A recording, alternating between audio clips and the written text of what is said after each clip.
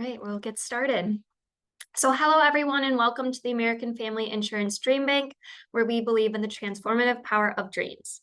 I'm Jenna, and on behalf of DreamBank, we're thrilled to have you with us for today's event. For those who have attended our virtual or in-person events in the past, welcome back. For anyone that is joining us for the first time, I'd like to take a moment to introduce you to DreamBank. Here at American Family Insurance, life's better when you're under our roof because when you feel totally supported and protected, any dream is possible. That's why we created DreamBank, an inspirational community destination and virtual experience designed to help people pursue, achieve, and protect their dreams. And now, I'm thrilled to introduce you to our speaker, Anna Oakes. Anna isn't just another voice in the crowded field of organizational consultants. She's the secret weapon that Fortune 500 companies and ambitious startups alike turn to when they're ready to revolutionize their approach to talent and strategy. A best-selling author and celebrated TEDx speaker, Anna brings over 25 years of C-suite experience directly to you. She's been in the trenches leading HR, driving organizational effectiveness, and navigating complex change management initiatives across industries. What truly sets Anna apart, it's her unique blend of strategic acumen and a deeply human-centric approach. She doesn't just help organizations chart a course, she shows them how to build a passionate, empowered crew that's eager for the journey ahead. It's what an intrapreneur working within organizations that Anna realized she could use her mindset and skill set to set herself apart.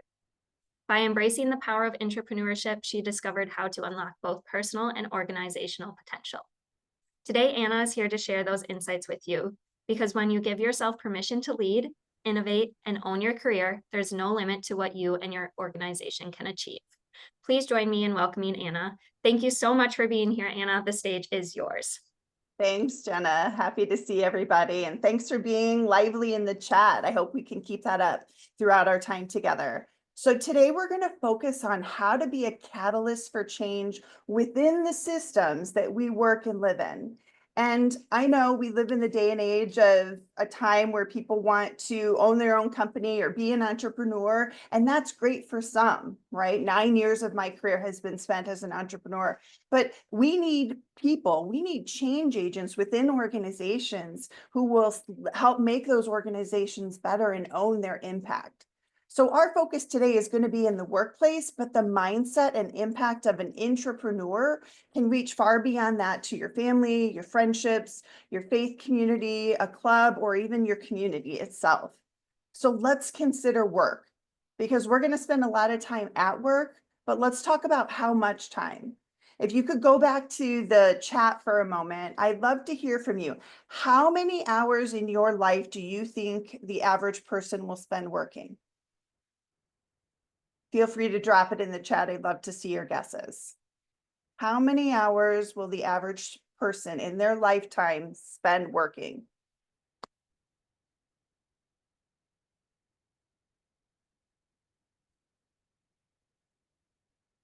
Any guesses? Regina or Tracy? Connie. Connie says 70. Jennifer says 96,000, more than any other part of your life for sure. Okay. So where we're going to spend is 90,000 hours, about that much time. So great guess, Jennifer, you were closest. And our career has such a big impact on our life. The average person will spend a third of their life, or that 90,000 hours, working. So why would we not want to leverage that time to leave our mark on the world around us and feel really great while doing it? And the lead singer of The Doors, Jim Morrison, hopefully you know who that band is. If you don't, look them up. It's a classic rock band. You'll love them. But he had something to share. The most important kind of freedom is to be what you really are. You trade in your reality for a role. You trade in your sense for an act. You give your ability to feel, and in exchange, put on a mask. There can't be any large-scale revolution until there's a personal revolution on an individual level. It's got to happen inside first. And I just love those words from Jim, because I think they really resonate with reclaiming your voice, your time, your talents, reclaiming your work. We've sort of been raised to ask for permission, right? We ask for permission when we go to the bathroom. We ask for permission when we need to use a hall pass when we're younger. We ask permission from our counselor on what classes we should take when we're younger. We ask permission for our bosses to take off work. So I get it. We live in a very permission culture, but I want to reverse that permission. I want to share that permission back with ourselves to give us permission to own these 90,000 hours and make them impactful. And that's why I want to talk to you about being an intrapreneur. Now, you can Google this and you'll look up a definition and it'll give you something about innovation, a manager within innovation within an organization. But I want to really broaden that definition and talk a little bit about what an intrapreneur actually can be. But first, let's talk about entrepreneur, right? An entrepreneur really thinks about driving new ventures. They've got a high risk tolerance, and they really like to have full control of their resources. On the other hand, an intrapreneur is about driving innovation and driving ideas within a system, within a company, right? A little bit more moderate risk tolerance, and their resources are typically shared across an organization. So what we want to do, though, is tie these two together for you, because I know a lot of people who have been entrepreneurs and go into organizations and work as an intrapreneur for a little while, or vice versa. I, for myself, for much of my career, have been both an entrepreneur and an intrapreneur, working with inside systems as a job and also consulting as an entrepreneur. So I want to give you a little bit of a definition for intrapreneur, because most of us are familiar with entrepreneur, but what do we mean by intrapreneur? If you Google it, you'll find the definition that says an intrapreneur is a manager within a company who promotes innovative product development and marketing. But I want to give you a much more inclusive interpretation of intrapreneur, because I believe an intrapreneur is a human who understands their strengths, wants to apply them in the best way they can to make a big impact on the world around them. So like an entrepreneur, they see a need and aim to fill it to the best of their ability. They just choose to do it while working for someone else instead of for themselves. And really the key here is understanding your not only direction, but your intention for impact. And there's one predictor of success that I think is like the number one. And actually, it's a study done by Cornell University. And what they did, Cornell looked at successful companies. Then they looked at the CEOs of those successful companies. And they wanted to know what makes that CEO so successful. How did they lead this company to such great success?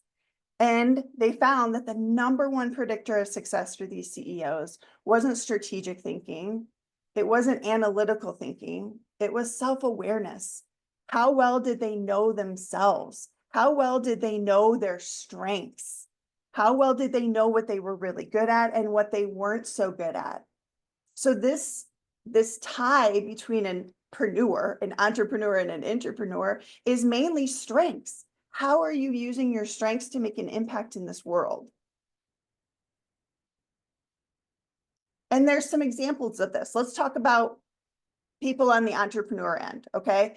Let's talk about Spanx. Sarah Blakely, founder of Spanx, was all about executing and getting things done. That's where her strengths lie. She channeled her achiever and high focus strengths to persist through 80+ rejections while building this brand. Whitney Wolfe Horde, she's the founder of dating site Bumble. She transformed her relationship building strengths into Bumble's core differentiator, which is women first dating. Katrina Lake, founder of Stitch Fix, used her strategic strengths. She applied her analytical thinking to pioneer data-driven personalization in retail. And everybody knows Oprah, right? Oprah Winfrey aligned her influencing strengths, specifically leveraging her strength in communication to build authentic connections with audiences, also while creating a huge personal brand of empathy and trust. So that's on the entrepreneur side. We can see how these individuals have applied their strengths and how they have used it for success. But let's talk about the intrapreneur side. Like their entrepreneurial counterparts, these individuals experienced intrapreneurial success through applying strengths, their unique value, and an entrepreneurial mindset. So let's look at GM. Mary Barra used her executing strengths. She was high discipline, high responsibility, and she used those to rise from the factory floor to the CEO at GM. Richard Montanez transformed his relationship building and maximizer strengths to create flamin' hot Cheetos while working as a janitor at Frito-Lay. And my teenage daughter loves them and is so grateful for that innovation. Art Fry activated his strategic strengths like ideation and developer to transform a failed adhesive into Post-it notes at 3M, which led to 3M's 15% rule, where employees spend 15% of their time on exploration and practical innovation. So you can see how even in one instance at 3M, somebody's innovation, somebody's ideas created such a spark that they wanted to spend 15% of their time developing other ideas. And finally, Ken Kutaragi employed his futuristic and strategic strengths to envision the PlayStation while working within Sony. Somebody has to think of these things, right? Now, I used a lot of innovative examples here, but we'll talk today about how intrapreneurship is something that you can use in big and small ways, again, at work and in your life, to maximize your impact. It doesn't always have to be on the biggest innovation spectrum, okay? So let's talk about some of these characteristics. Let's see. So what is an intrapreneur really like? I have done a lot of research. I've coached hundreds of executives who I would say fill this bill of a true intrapreneur. And I've come up with 3 characteristics that I think are the commonalities between these individuals. They are not the only characteristics, but I think they are things that when you, as an individual, look at them, you'll be able to pick something out that you can do to positively display that characteristic. They're easy enough, they're approachable enough, but they really do help entrepreneurs set themselves apart.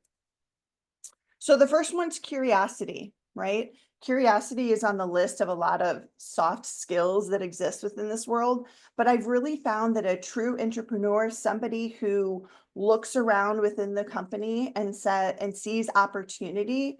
I really feel like their curiosity drives them to ask really great questions. Their curiosity drives them to do research about other industries and other ideas to cross-pollinate inside their organization. They're really, really driven by this need to understand. And that can look in a lot of different ways. Don't think that it's just somebody who has high analytical skills that can be curious. You can be creatively curious as well. So this curiosity really runs the spectrum. I've also found they're really driven. And maybe that seems obvious to you, but in working with organizations to actually create cultures where entrepreneurs can thrive, being driven is what sets a lot of these individuals apart. Like they can't help themselves but getting involved, right? They want to be part of good solutions. They want to bring their best ideas to work. And the driven nature of the entrepreneur shows up time and time again. And the third characteristic is impact. They want to make an impact. They have a high desire to make an impact. They don't want to be bored. They don't want to just fill what the last person did in that role and do it in a cookie cutter way. They want to have a unique impact in this world. And it goes back again, I think, to knowing yourself, knowing what your strengths are and how you can apply them. That's what's going to help you maximize your impact. I'm going to pause here and just look at the chat. Does anybody have any questions so far about what an intrapreneur is? We're still learning. I've got 3 types of entrepreneurs coming up for you. So we're going to dig deeper into this topic. But what are your initial thoughts about the intrapreneur concept? And do you have any questions about it?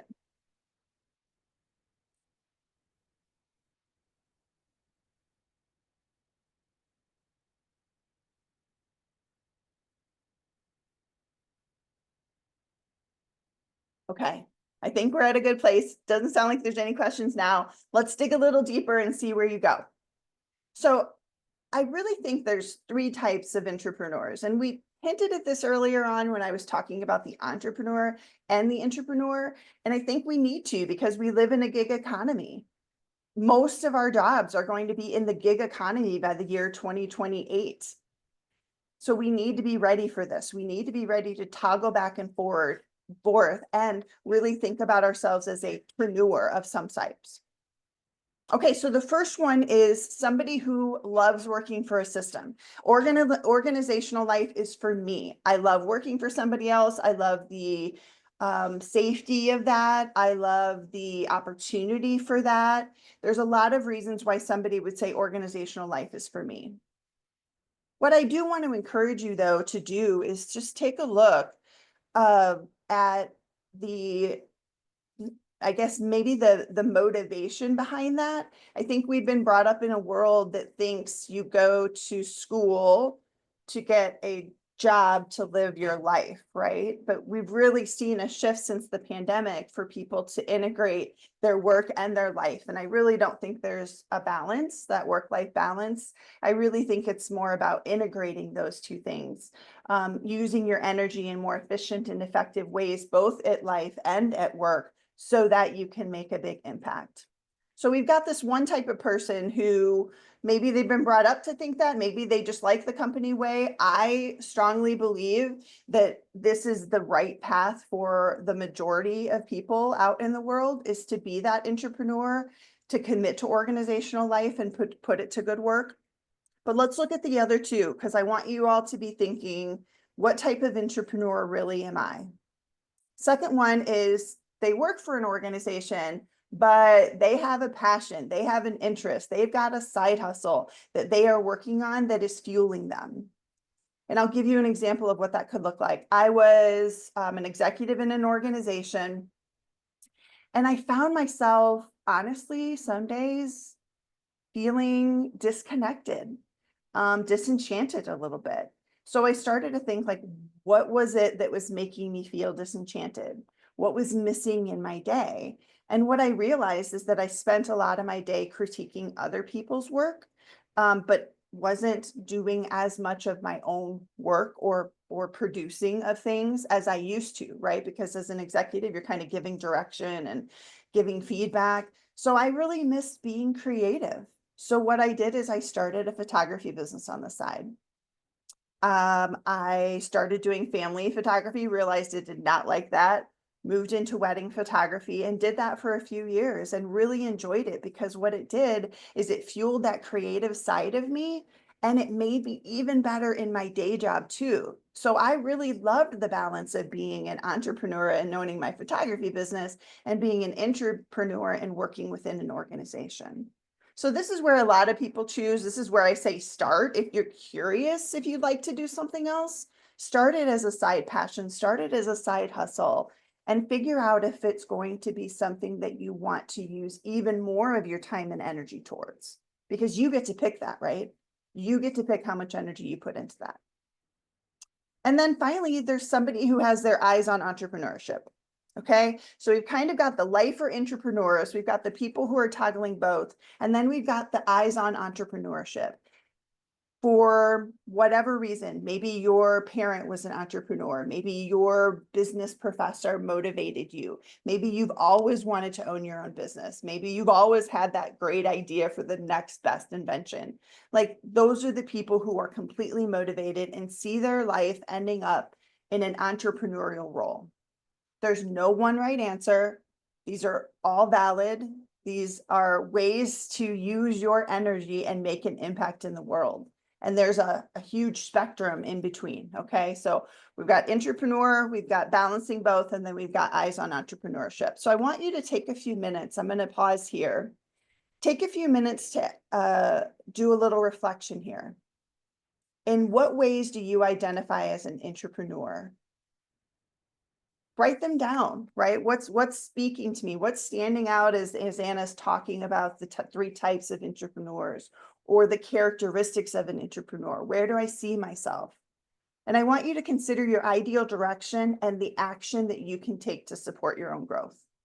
So I'm going to give you a few minutes to think about this. I'll also take a look at the chat. So if you want to share there, if you have questions there, when I come back to you, we'll sort of do a little check-in and make sure nobody has any questions. So I'll give you a few minutes to yourself.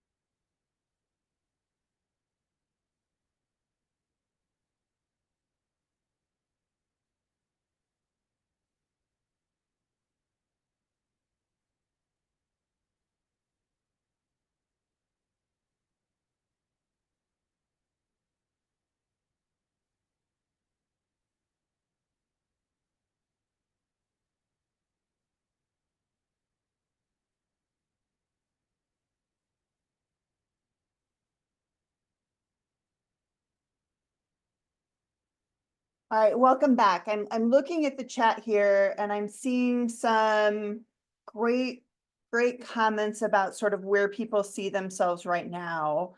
So let's go to that, and then I got a couple things I want to come back to. I hear I'm struggling with number one, and that would be org life for me, right? So this person is struggling with number one and working on number three. So it sounds like eyes on entrepreneurship. I feel like I need to spend more time with my family. My children complain that I work too much. Oh, I feel that. Margaret, I hear you. That's often what gets people interested in entrepreneurship.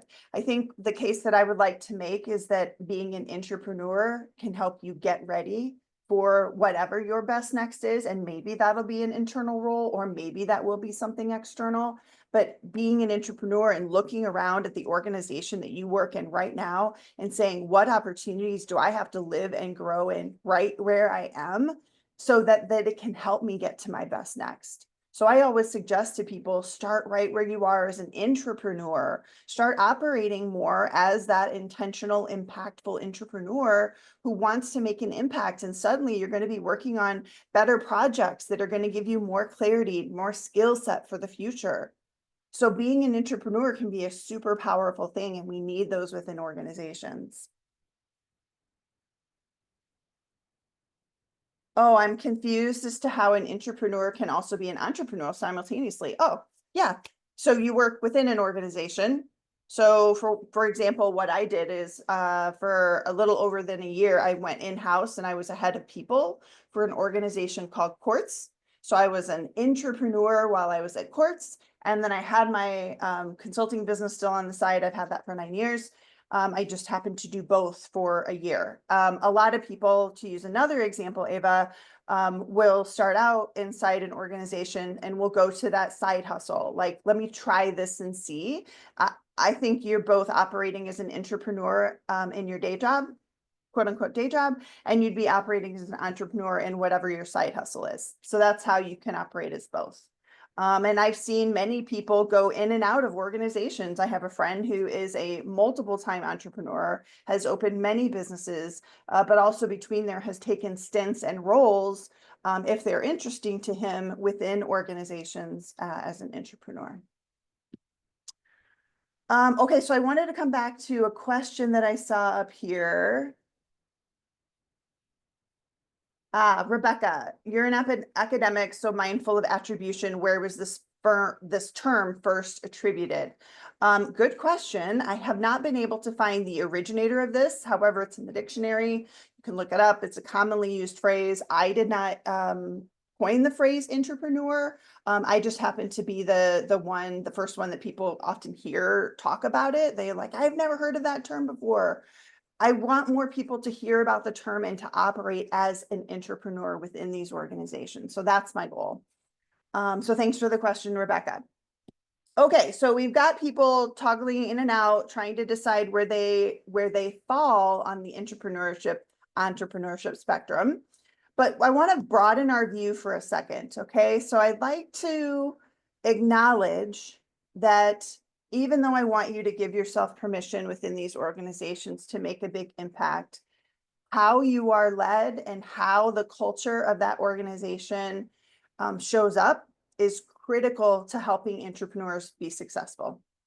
Okay, so it isn't just up to you. It's up to you to bring the mindset and skill set, but it's also up to the leadership in the company itself to provide the right environment. So let's look at what that could look like. So when entrepreneurs are not leveraged and led, and I use those words intentionally, right? We don't just employ people, we should be leveraging their skill set. So when they are not leveraged and led correctly, they're referred to as hard to manage, right? They don't stay in their lane. They can often get frustrated. They're disenchanted. They're easily distracted. And often they're good at creating ideas, but not always good at seeing them through. So take that on the other side. When they are leveraged and led effectively, now suddenly, same skill set, same person, but they're seen as big idea people, problem solvers, corporate innovators, self-starters. They get involved in a variety of projects, right? Their project portfolio is diversified. And they have similar traits as entrepreneurs, but they work within organizations. So just by being led and leveraged effectively, we can see how different we can show up in the world of work when that does and doesn't happen. So I want to dive a little bit deeper on what I would consider the company's responsibility and the individual's responsibility in this. So company responsibility. Let's go through this real quick. Environment. I believe that the company has a obligation, a responsibility to provide a healthy environment. Now, when I talk about culture, I define culture as the outcome of our habits and behaviors. It's the way we get work done within an organization. That's our culture. That's our environment. So we need to manage that culture and environment assertively, intentionally.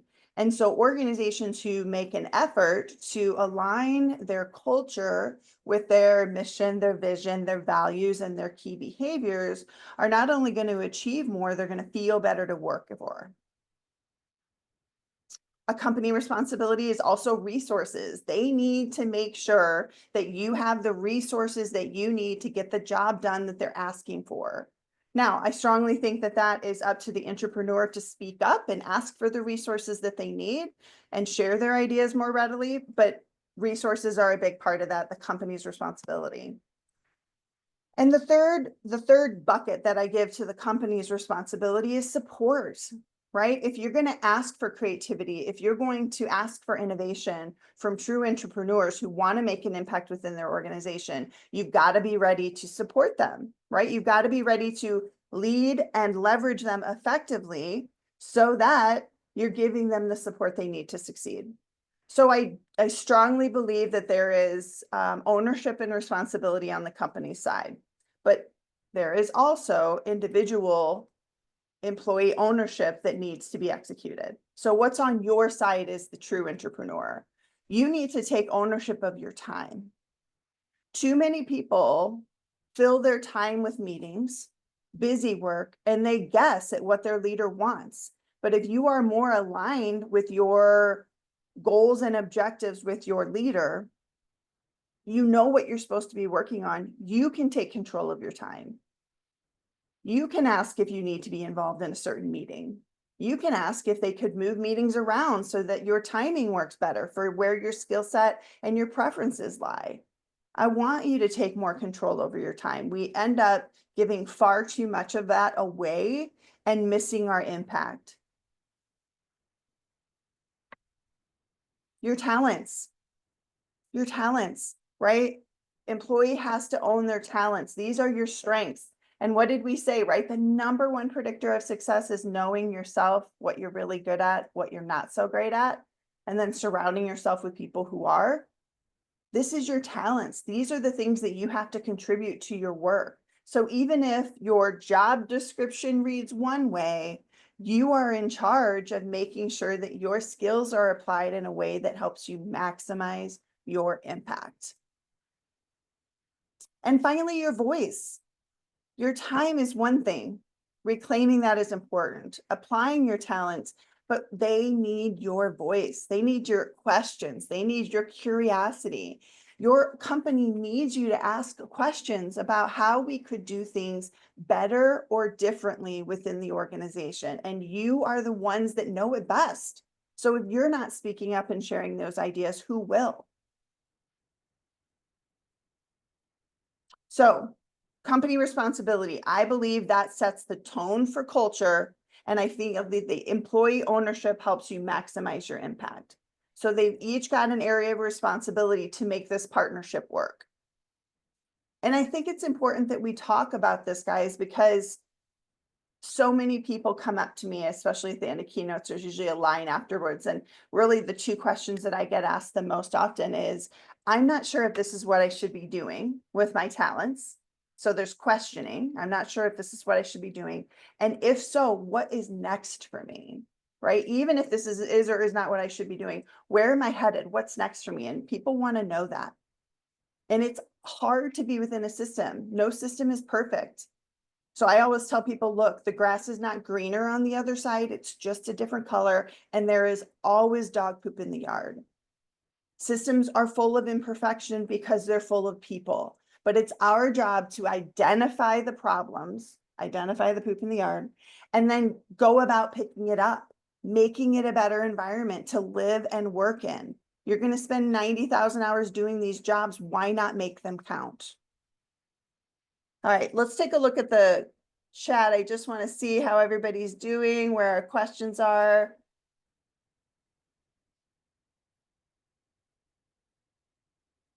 Okay, so we've got, oh, what's a mompreneur? Okay, somebody wants to be a mompreneur. Somebody, and how do you define that? Here's how I define that. Somebody who's balancing being a mom and running a business is a mompreneur. Dadpreneur, parentpreneur, dog mompreneur.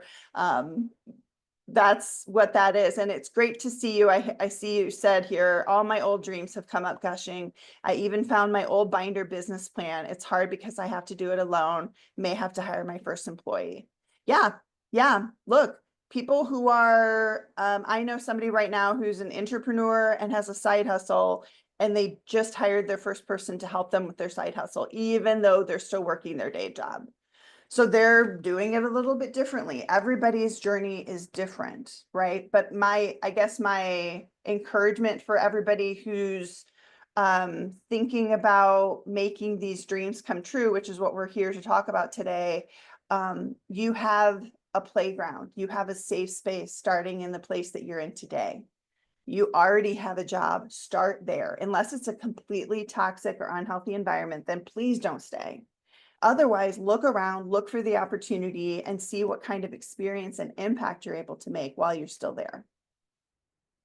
All right, other question. How does one access that an organization can meet their responsibilities before accepting positions? Oh, so how can you tell that the organization can meet the culture that you're asking for before accepting the position? My honest encouragement is that you are interviewing them just as much as they're interviewing you. And so ask them about the attributes. What are they saying? Is it a creative, innovative environment? If so, how do they know? How do they put that into the workday? Maybe not every company can have a 3M 15% rule of, innovative ideas spent on innovative ideas, excuse me. Maybe not everybody can have that 15%. But what you can do is say, how are you structuring this? How are you operationalizing that desire into your culture? So tell me, how do you take time, or how do you create time and space for your employees to be creative and innovative? Look at their values, ask them very specifically about that. And I would certainly ask the person that is leading you how they run their team. How does their team operate? How often do they meet? When do they share ideas? How do they share the workload? How do they collaborate? Like, you're asking these questions during the interview. And then Ava, can I recommend an online questionnaire that we can take to determine our strengths and weaknesses? Yes. Okay. So I have an assessment that I use to determine your strength zones that my company uses. There is also Gallup-Clifton Strengths. That is the assessment that I use as a second tier. So once we get past the initial strength zones, we use Gallup-Clifton Strengths to understand all 34 strengths and where they fall for an individual, so that they can start to see where they need to be spending their time at the top of the list, and then at the bottom of your strengths list where you need to be avoiding. So I would strongly recommend Gallup-Clifton Strengths. We are talking about doing a future DreamBank session on strengths. So please keep a lookout for that. I'd love to have you involved. Okay, great. Ryan thinks Gallup-Clifton Strengths is great too. Love it. Love it. All right, so here we go. Let's target your efforts. We want to talk about how we can increase our impact. So 3 areas that I want to focus on with you. First one is mindset. The mindset of an intrapreneur is one of growth and not fixed. So if you haven't heard of this, fixed mindset means you sort of look at things like, I am what I am, and that's about it. Growth mindset, really, I'm oversimplifying this for you. Growth mindset looks at things and says, I know I can get better. I'm going to put in the effort to get better so that I can grow and learn. So that's the difference between fixed and growth mindset. And it's an important distinction because an intrapreneur is all about the growth mindset. They look around and see opportunity everywhere.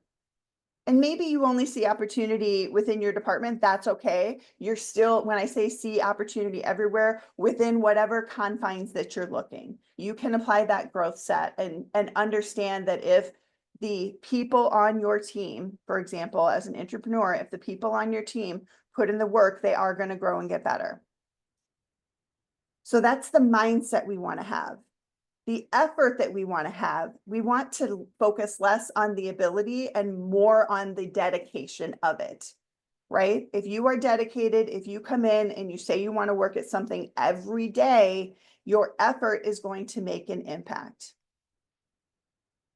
And that impact, it isn't about being productive. It is not about working harder. It's about working smarter. We want to be productive, but we don't need to be busy in order to do that. In fact, we need to be bored more often. We need to challenge ourselves to have more white space in our day. That's why I talk about intrapreneurs reclaiming their time, their talents, and their voice. It's selfish, maybe a little bit, but it's all about making an impact on other people. So we want to be productive versus busy. Okay, so I'm going to walk us through an exercise. This is called my 5 by 5 by 5. Okay, so this is our culmination of our time together today, is to consider and create a plan of action. So the first thing I want you to do, I want you to ask yourself the magic question. This is a question that I have used for over 10 years personally, and I teach it to the executives that I work with. Instead of asking the dreaded question of, can I give you some feedback? I think the question we need to be asking is, what can we be doing better or differently to get better results? That's it. What can we be doing better or differently to get different results? If we ask that in team meetings, I ask it at the end of every one-on-one that I have with my employees. I ask, what can I be doing better or differently for you? And they don't always answer. But the more times I ask it, the more answers I'm going to get. The more answers I'm going to get, the more times I have to follow up on it. and make something happen, the more times they're going to trust me. And that's when I'm going to start getting feedback. What can I do better or differently to get better results? So I want you to think about this as the we, the collective we right now. Open it up to your team, open it up to your department, open it up to your company. Think about, I want you to list 5 things that could be done better or differently. And think about processes that aren't effective or tasks that could be more efficient, partnerships that need work, or workflows that just don't flow. They can be big things, they can be small things. I want you to take a minute. I'm going to give you a few right here. Pause, list 5 things, the first 5 things that come to you. If you want to come back to this later and add more, you totally can. But for this purpose, I want you to list 5 things that you could do better or differently at work to produce better results.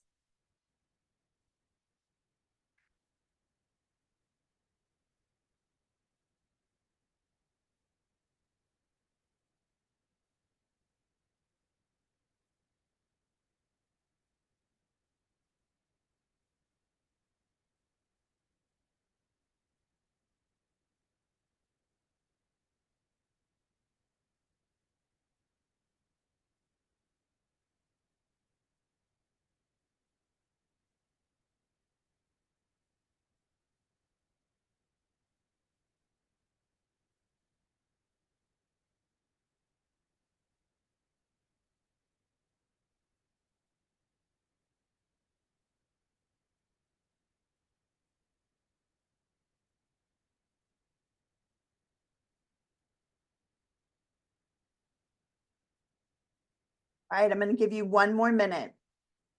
5 things we could do better or differently to get better results.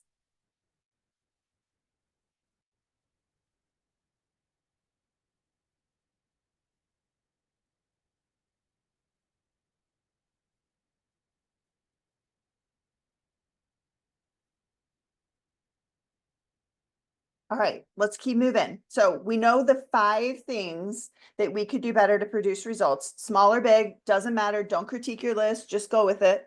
The next thing I want you to do is dig deeper.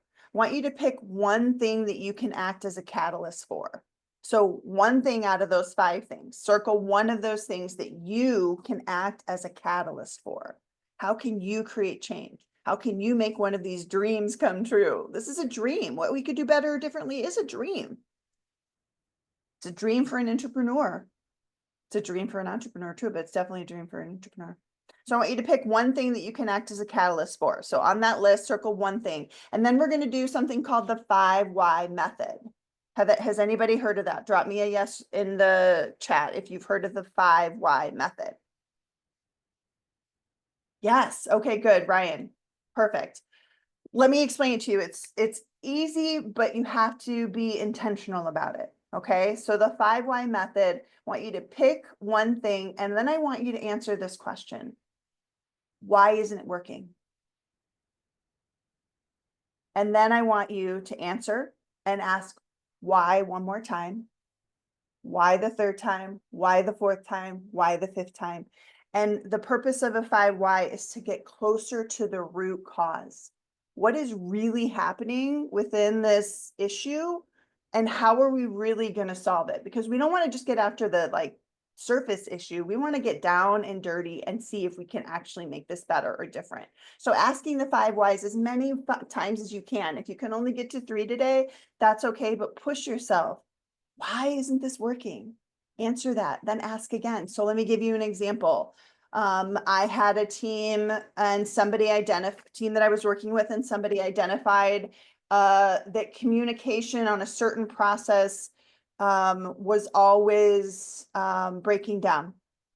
So we started with it, and the first response was something like, it's the tool, right? Fast forward, we ask why 5 times, and we realize it's not the tool, it's the training, right? Because we didn't get the training we needed to use the tool in the way that we need to use it. So new agreements need to be formed so that they can use that tool, all get trained on it, and make it good use. So that's one way 5 whys can show up. So we've got the 5 things we want to improve on. We picked one as a catalyst, and now we're asking the 5 why method. I'll give you a few minutes to start jotting down your whys and getting as close to number 5 as you can.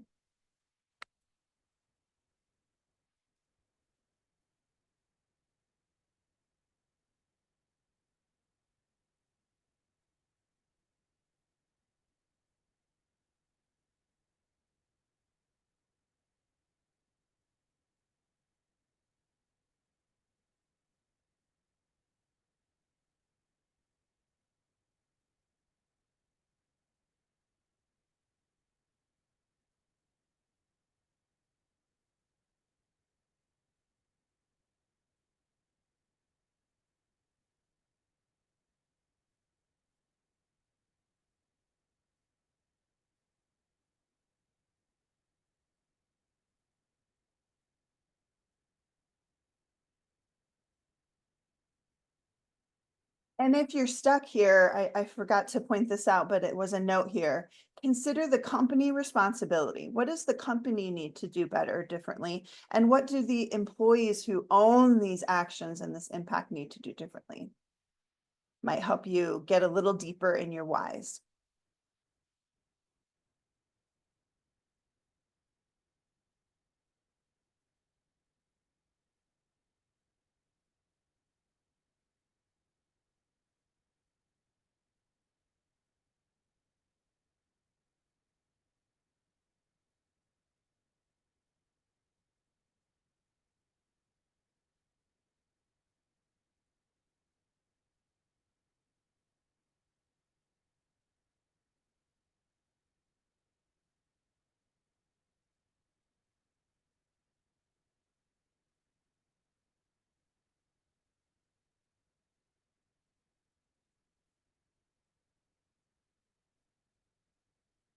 All right, so we listed our 5 things.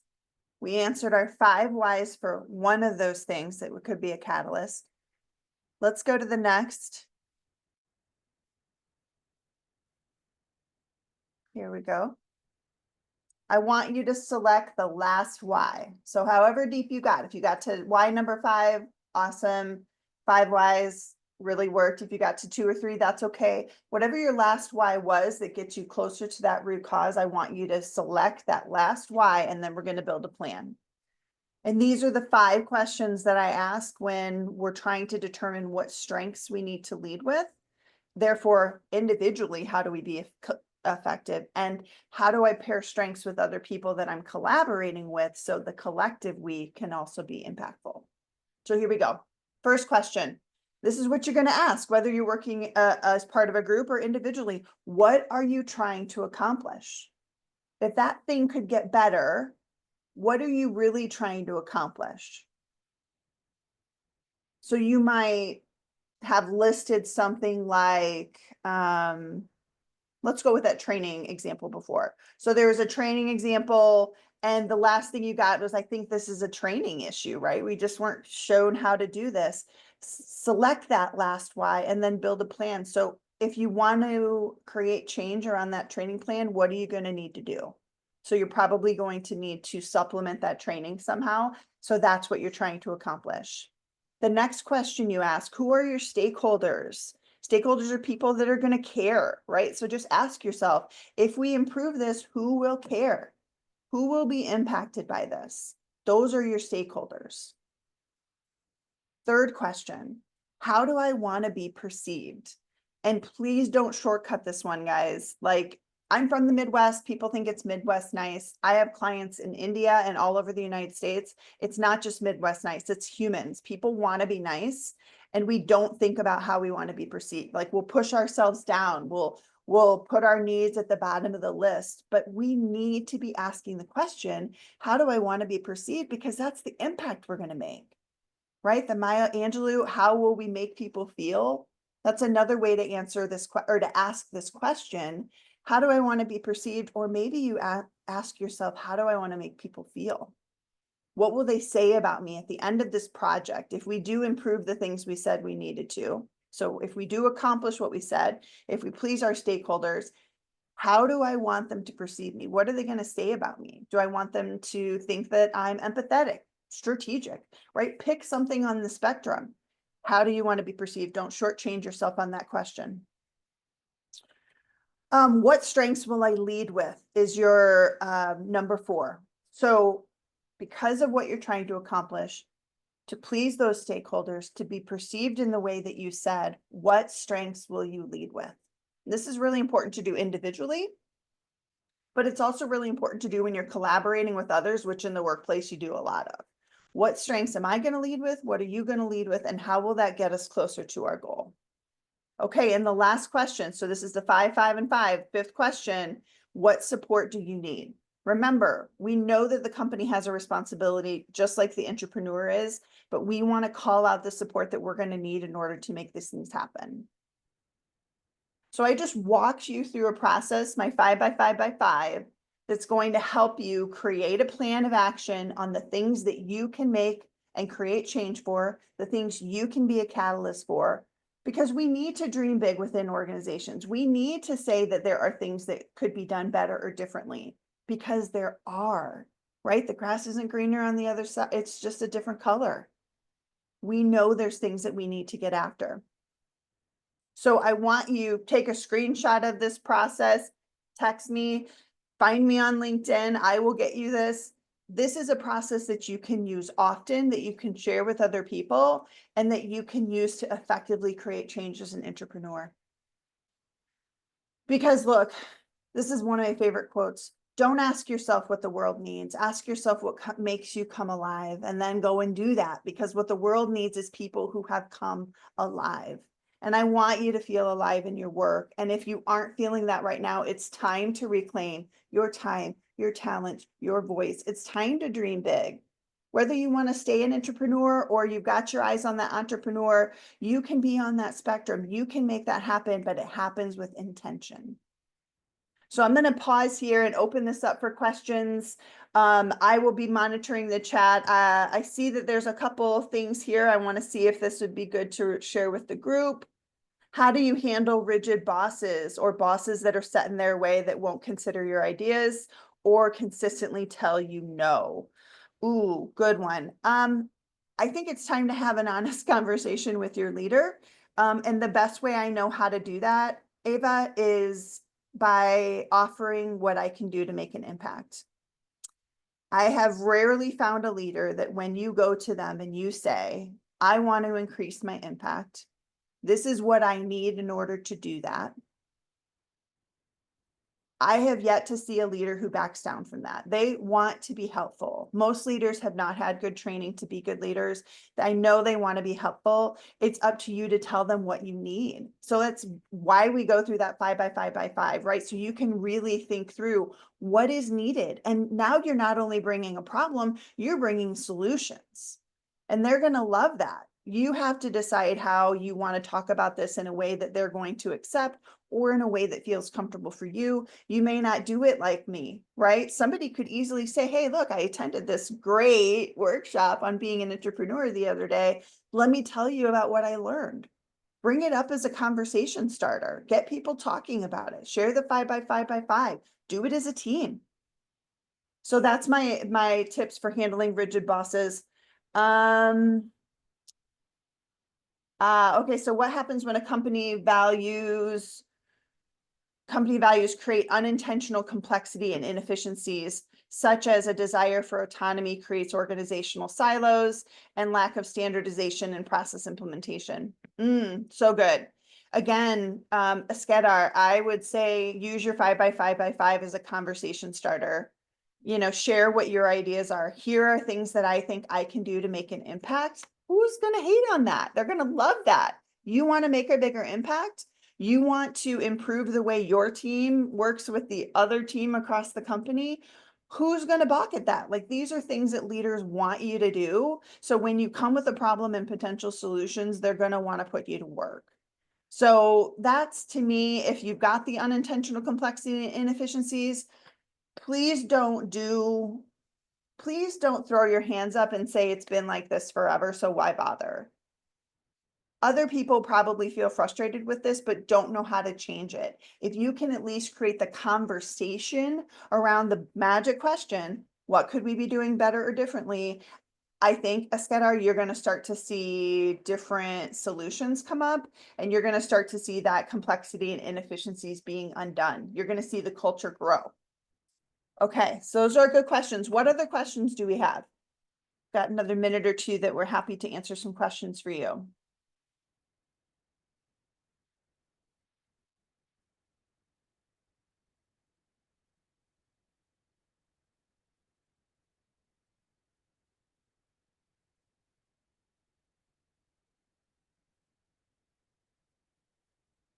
What's the biggest challenge for entrepreneurs?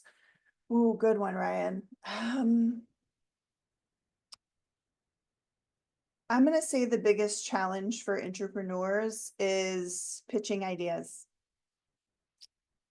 But once you can get used to it, once you figure it out, and you get better at it, it becomes easier. So at first, it's going to feel intimidating to be sharing ideas and to be pointing out problems.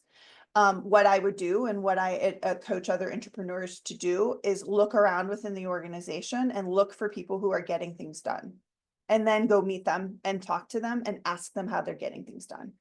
Like, did you present a slide deck? Did you use a summary? Did you prep the execs in advance? Did you have to ask permission first? Like, these are all sort of like unwritten rules that are happening.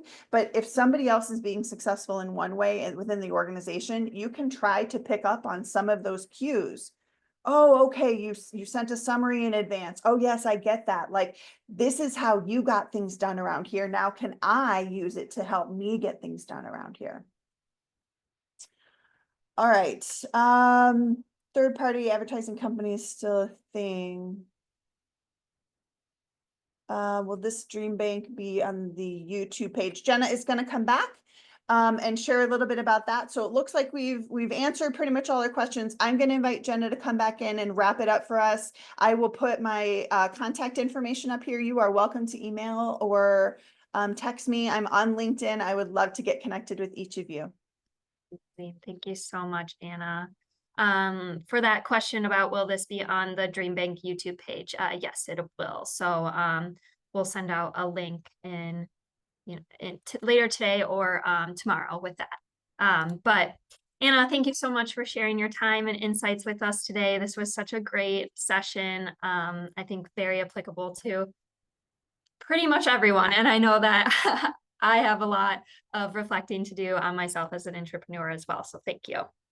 And to all who joined us for this session, thank you for being here. You can learn more about DreamBank's free upcoming programming at ampam.com/DreamBank and by connecting with us on our social channels.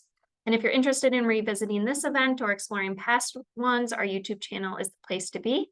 On behalf of American Family Insurance DreamBank, we look forward to hosting you again soon. Until then, keep dreaming fearlessly.